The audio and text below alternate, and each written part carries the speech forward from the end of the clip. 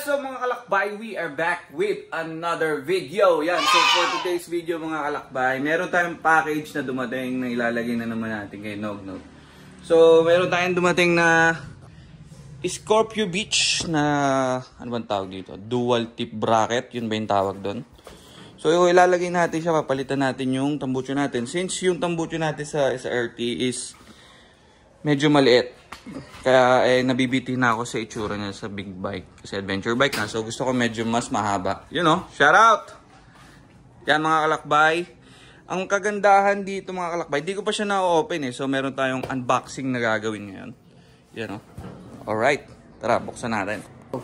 So mga kalakbay, ito na yung ano natin. Unboxing na natin. Na ano na natin. Pakita mo dito. Lapit mo dito ma. Yan. So nung una, mukha naman siyang legit. Nung una kasi kinakabahan ako since yung seller nito is Shopee lang. So, nabili natin to sa Shopee. So, I'll put the link down below para makita nyo kung meron kayong mga hinahanap na pipe na gusto nyo ilagay sa mga motor nyo. Actually, nag-take lang din ako ng chance. So, yun din. Isa sa always read the review before you buy something from Shopee kasi alam nyo naman, mahirap na. At saka kapag dumating, videoan nyo para in case na may problem kayo. Pwede nyo maibalik. So, ayan, nung natanggal naman natin sa package, makikita mo naman na may nakalagay na dito na iyan na yung mismong pipe na dumating. Yan, so, out of the box, para rin siyang yung mga pipe na binibili natin na original. So, yan may styro. Tapos, mayroon pang laman dito. So, yan, ito yung ika-clamp nyo para malagay nyo siya doon sa lalagyan. So, maybe this is the screw and the pipe itself. So, may styrofoam. Ito yung pipe natin. Sheesh! Ganda! Scorpio Beach. So, kagandahan dito mga kalakbay. Naka-laser engrave na rin. Laser engrave na rin yung logo niya. So, hindi mo na iisipin na matatanggal yung logo kapag uminit yung kapag masyadong mabilis yung takbo. And welding wise, ganda naman ng welding niya, tingnan nyo. Yun yung welding niya. Meron din siyang, hindi ko alam kung para saan to. Ewan ko kung dagdag siguro para pag kinabit nyo yung mid pipe nyo. Dual tip ang binili natin. Yan, so bagay na bagay para siyang Africa Twin style. Tapos, removable yung silencer. Yan makikita nyo may alin lang kailangan nyo. So, dual tip na removable silencer. And, yung bigat niya naman mga kalakbay, yung bigat niya parang original pipe din eh. So, maganda yung pagkakagawa, yung pagkaka-welding. Kitang-kita nyo naman. Okay. So, yan maganda kasi hindi na ako mamumblema kapag tinanggal ko yung silencer kasi yung iba minsan yung silencer kailangan nyo pang butasin to eh. So yan Scorpio Beach HP. So ngayon, try natin install sa bike natin na tatanggalin lang natin yung Orayo ay yung VMAX pipe natin. Tapos try natin ikabit na to kung fit siya. Kung hindi, punta tayo sa machine shop or sa welding shop ng mga pipe kung anong kailangan natin gawin.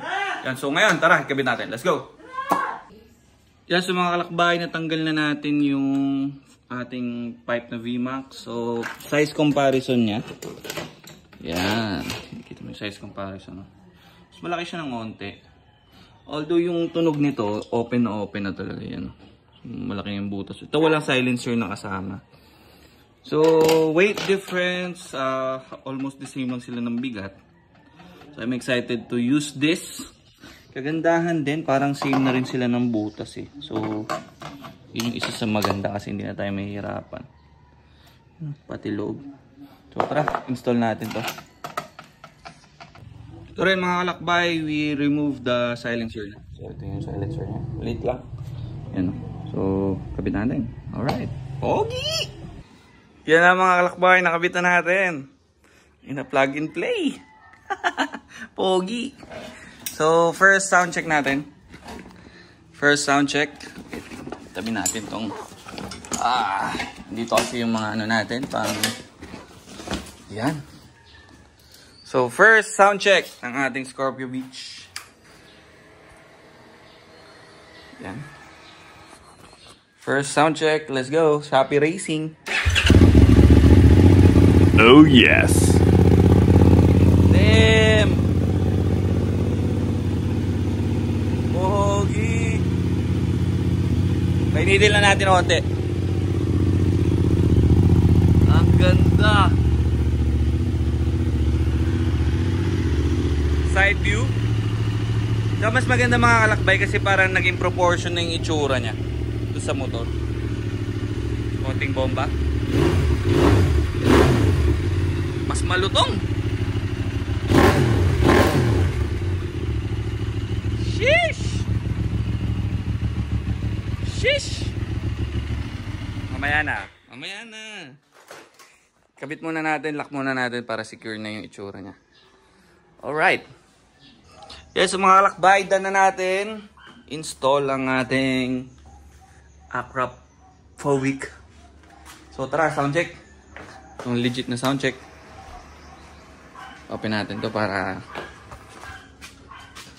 yan, makita nyo ng may yes sir.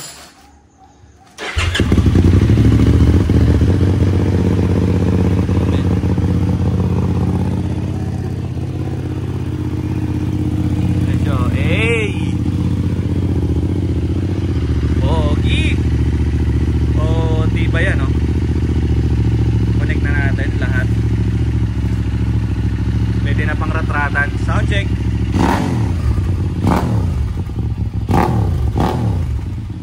Buong-buo. So, yun nga, yung mid pipe na ginamit natin, same ng mid pipe nung sa VMAX. Kaya okay na okay pa rin. Saka hindi pa rin siya sagabal dahil sa side panniers natin. Yan. Yan, so, solid build. So, abangan nyo yung mga shorts natin. Gagawa natin ng short video to. Yan, so mga kalakbay, if you're new to my channel, please like, comment, and subscribe. And i-ring nyo na yung notification bell para updated kayo kung meron kayong motor na gusto nyong lagyan ng magandang pipe. Yan, so yun nga, ilalagay ko sa baba, sa description box yung link nung shop kung saan ko to binili. Yan, so get nyo na, maganda yung mga pipe na nandun. Good reviews naman din. Yan, so mga kalakbay, mamaya, testing natin sa daan. Yan, so mga kalakbay, don't forget to stay safe and peace out. Oh! Excited na ako gawin to. Let's go!